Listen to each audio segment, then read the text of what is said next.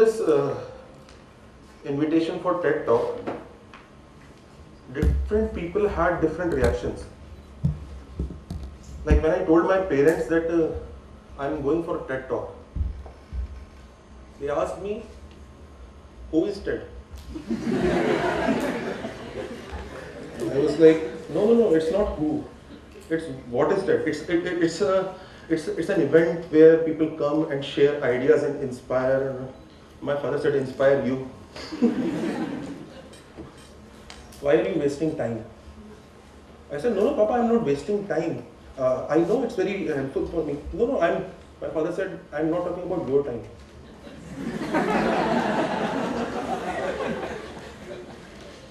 Then I told my best friend, hey, I just got an invitation for TED Talk.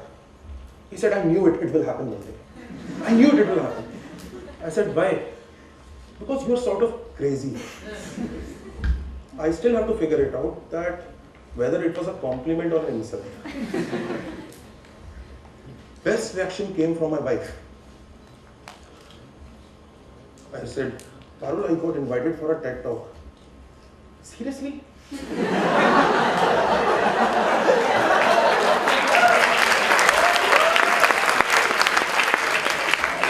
Don't they have any standards? So it is pretty evident that people who are closest to you know you the best.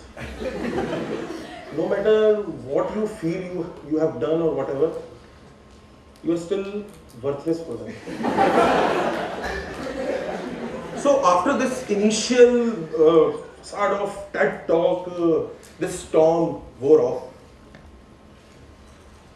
After this storm, TED Talk, this and that wore off, came a bigger storm. I had to prepare this TED Talk. And then someone suggested me, why don't you go online and watch those YouTube videos of different speakers giving presentations TED Talk. And believe me, that was a mistake. As I started watching those videos one after the other, okay, stem cell, great. Okay, leak motion, great. And I started feeling depressed. Everyone is talking about some ideas that I don't even understand. Half of them are like bouncer. So I almost felt that I went back to the college, where you feel like everyone around you has figured out what they want to do, and you are still standing there without any clothes on.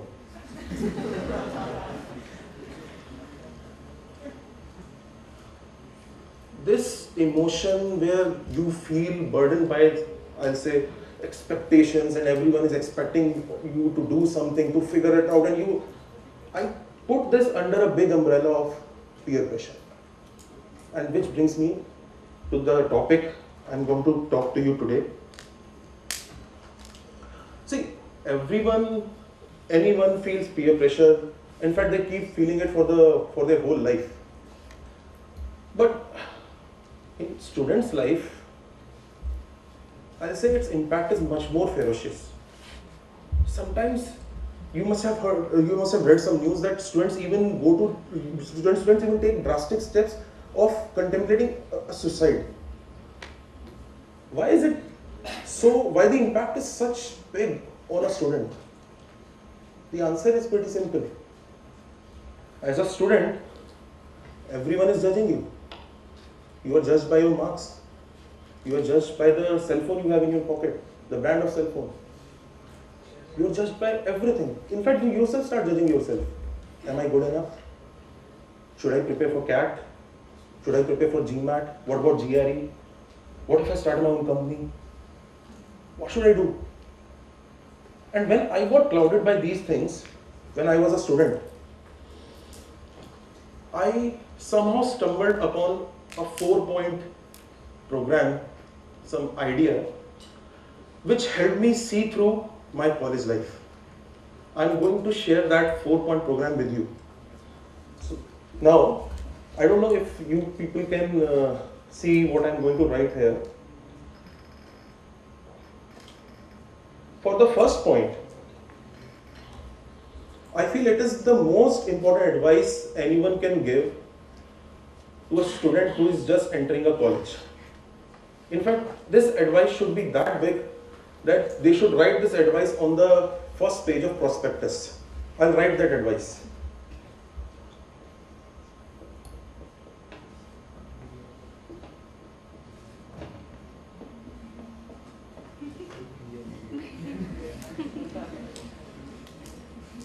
Be an idiot, be a fool, be a loser.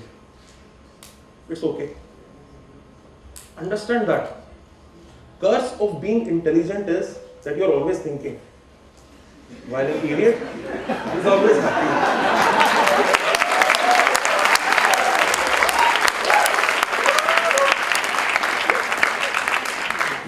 When a student has accepted that in my college life I'll be an idiot, he has already said half of the things correct. No one is going to judge him for being a failure.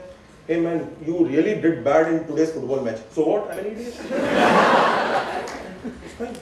You can't judge him. And believe me, an idiot is more able to try new things in college, because college life is always about opportunities. Look at my idiocy. I tried dancing when I went to IIT. Yeah. So, being an idiot gives you that bulletproof jacket. You'll try new things, you'll fail, it's okay. You had a great time. You'll enjoy it. And you'll keep on trying new things, and just imagine, intelligent people are intelligent because they're able to see pitfalls when they are going to start something new. It's only idiots who don't look at pitfalls. They don't find those pitfalls. Think about this. All famous people, all successful people, Amitabh Bachchan, Mahendra Singh Dhoni, Zuckerberg, once in their life, people used to call them losers. So, if next time someone comes and calls you a loser, you should not feel offended. You should say, thank you man, thank you. I'm really honored. Thank you for calling me that. Because understand that, an idiot is more able to enjoy a college life than a person who is intelligent. So next time, when they are calling for some football practice, go. When next time they are calling for some, let's say, organizing an event like this, go. Next time when they are calling for any random thing, for group study or whatever, please go. Participate in any number of things, and don't be afraid of making yourself a fool. Because believe me, everyone, anyone in this world, deep inside we are all fools. Now, which brings me to my second point. Now, this piece of suggestion is more important in nowadays world. You understand? Don't compare. I remember I received my first paycheck for writing a script from MTV along with a friend of mine. It was my first paycheck through writing. I was very happy. Very happy. Until I saw my friend's paycheck, which was 10,000 more. And all my happiness went in a second. That day I understood, the moment you start comparing yourself with the others, you are going to kill your own happiness. You are going to be a victim of a spiral. You are going to be a victim of peer pressure. Nowadays, when you log on to Facebook or you go to an online or any social media site and you find people are having a rocking life. Everyone is having fun, except me. Now think about this. When you are down and you look at those profiles and you start saying, oh my God, he did that, he did that, he did that, he did that. What am I doing in my life? But understand, do we put our profile pic when we are not looking beautiful? Do we put any status when we failed in something? No. So actually people put up status and pics on Instagrams and everything when they are successful. So the online life will definitely look more cheerful. It is not a reflection of the real life. And you start comparing that real life with the online, your real life with that online life. And then you start going in the same spiral. I remember when I was in my second year. In my second year, there was a search engine in IIT. This was year 2003. Facebook was not there. Google was new. That was a time of indiatimes.com when they used to say, we'll give you 4 MB of space in your email and we are the best. At that time, a batchmate of mine made a search engine on which we could easily search movies inside IIT. We could search notes, we could search many things. And he was like a rock star in our batch. Everyone used to be in, well, there were stories about him hacking the site of IIT while he was drunk. I don't know how much they were true.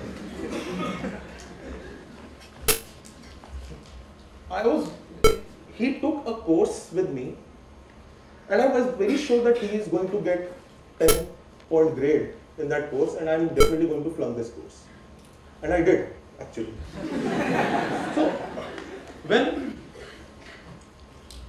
I was sitting in my room, looking at the fail grade in that course, at that moment, probably I felt that pressure. In that room, I was not talking, I was sitting in that room for, I don't know, probably 2 days and I was not talking to anyone. And I was feeling that pressure. And anything could have happened on that day. And on that day, the dreadful news came. The search engine guy hanged himself from the ceiling fan of his room. Imagine there was this guy who was making me feel nervous about myself. And he also had some problem in his life that I don't know about. And it just jolted me. And maybe I learned it the hard way. I decided that I will not compare myself with anyone.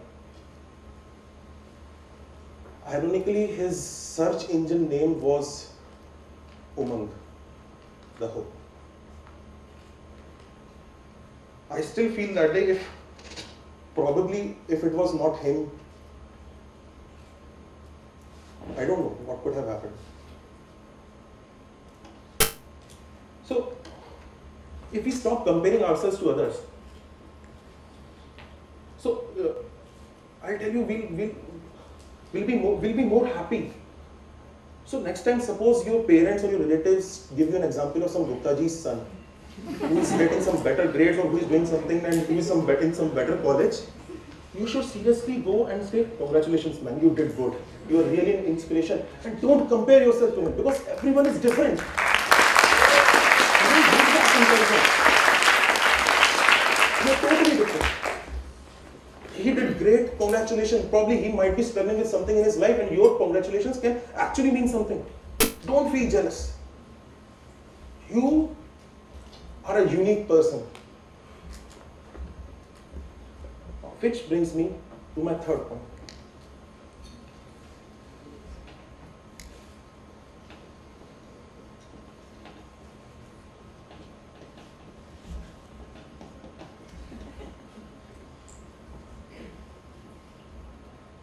Find something.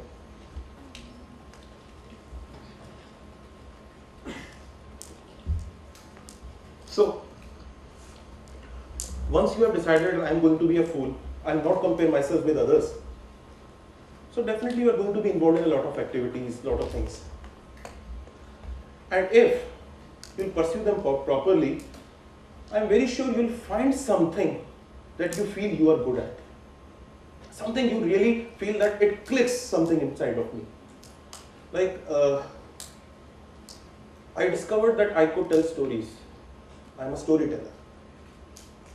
So when the Umang guy knew committed suicide, I decided to write a script on it. That was the only way I could express myself. I wrote a script and we made a 2-hour film inside IIT highlighting the student suicides inside the IIT. IIT Bombay itself produced the film. It's a 2-hour film. You can watch it on YouTube. But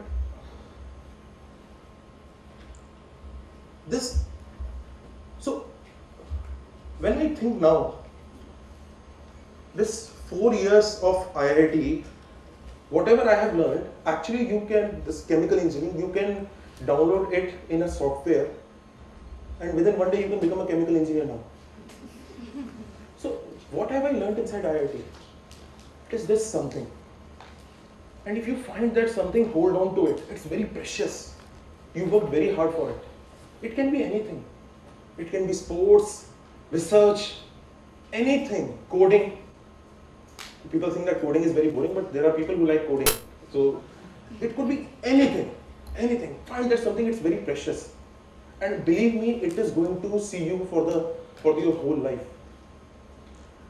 Since I was able to tell stories, at every point in my life, it helped me. You would not believe, my first job through campus placement happened because I was able to tell stories. There were 3 people in the final interview and he asked a googly question. There is a mountain. You want to open a tea shop. Where will you open?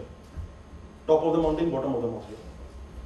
So the first guy, he said, sir, of course, the top of the mountain, people will go and relax and they'll have good time. The other guy said, of course, at the bottom of the mountain, because you will go and you'll buy stuff and you'll take it. Okay. And now, here am I. These people have exhausted both the options.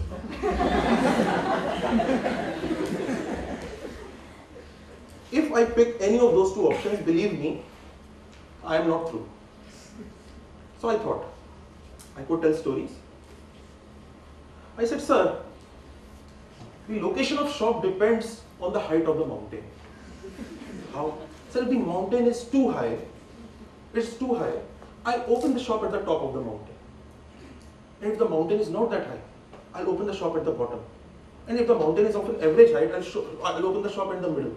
Because see, sir, you cannot generalize things. And I gave him that whole picture, whole story about tracking and everything, and his eyes were like this. And these 2 guys were looking at me like this.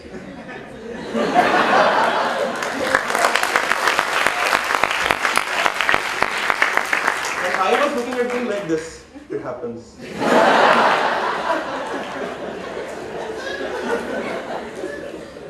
This something is going to take you forward in your life, no matter what happens. 3-4 years back, I received a major setback in my life. Major setback. Life-threatening setback. I got dumped. I was shattered. I didn't know what to do. I did what I always knew the best. I wrote a script on it. And now that script is getting made by Nikhil Advani, Kangana Ranaut is in that film, and Imran Khan is in that film, and it's the same story. Believe me, setbacks are not bad. That setback is the reason I got my first break. And finally, that something is going to see through for your whole life. I feel like I feel like God has given me that, like Superman has given me the power of flying. I feel He has given me the power of storytelling. I can tell stories. I can weave stories. You bring me a person and I can bullshit him easily. I am very sure you are going to find that something. You are. And if you find, please hold on to it. I am a teacher as well.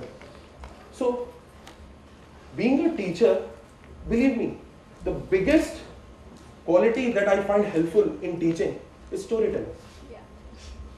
It is that. Like, there were teachers whom I encountered, and they used to teach in a way that half of the class used to sleep. Like, there was a teacher, like, he used to teach like this. So the pipe is coming from here, and he used to write on this small piece of board continuously. And then afterwards he would say, copy kar. So I knew that storytelling is an important part of teaching, so that's why I became a teacher as well. But I love teaching. I love interacting with students. Now, I have shared with you my 3 points. Be an idiot, don't compare, find that something. There is some hidden 4th point. What is that? What could be it? What would be that 4th point? Actually, that 4th point is nothing. I call it vacuum. When you are constantly running in that rat race, you are constantly feeling that pressure. You need some time to do absolutely nothing. Don't do anything. I'll show you how it's done. Okay, just for 30 seconds, try and do absolutely nothing. Aditya, my friend, give them some beats, give them some tempo. We'll do something unproductive. We'll not do anything. Look at people around you, look at their faces, and do something totally unproductive. Okay, so we'll start something unproductive. Let's say a slow clap. Let's start that slow clap, and we'll not think of anything. We'll not think that we are doing something productive. Okay.